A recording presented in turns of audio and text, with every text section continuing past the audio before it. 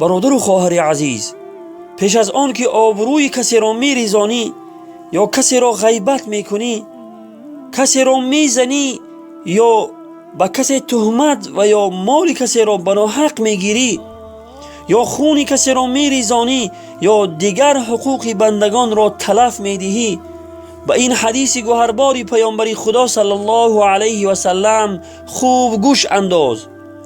و پیش از آن که در روز قیامت از تمام نیکی هایت محروم شوی و داخل دوزخ شوی، از حقوق بندگان بپرهیز و در همین دنیا حقت را حلال کن، ورنه پشیمانی هیچ سودی ندارد. از حضرت ابو هریره رضی الله عنه روایت است که پیامبر خدا صلی الله علیه و سلم فرمودند: آیا میدانید که مفلس کیست؟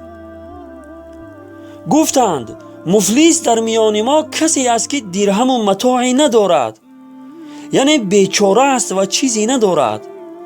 پیامبر خدا صلی الله علیه و سلم فرمودند: مفلس در میان امت من کسی است که روز قیامت با روزه و نماز و زکات می آید، در حالی که یکی را دشنام داده و دیگری را به کار زشت تهمت زده است، مال کسی را خورده و خون کسی را به ناحق ریخته و دیگری را زده است.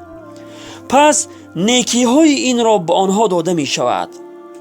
اگر نیکی هایش قبل از ادای حقوق تمام شود، از گناهانشان گرفته به دوش این شخص نهاده می شود و سپس به آتش جهنم افکنده می شود. روایت مسلم و ترمذی. پس برادر و خواهر عزیز، پیش از آن که در روز قیامت مفلس شوی و داخل دوزخ شوی، به هوش باش.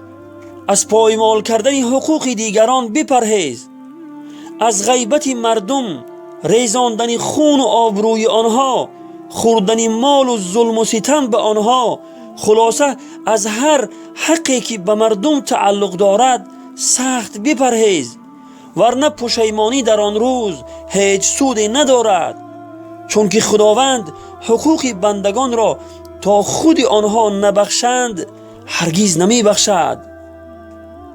به هوش باش ای برادر و خواهر عزیز. والسلام علی من اتبع الهدى.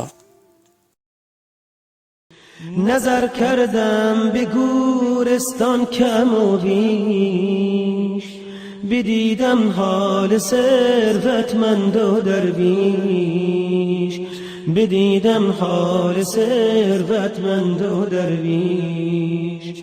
نه درویشی به خاکی بی کفن ماند، نه ثروتمند برد از یک کفن بیش، نه ثروتمند برد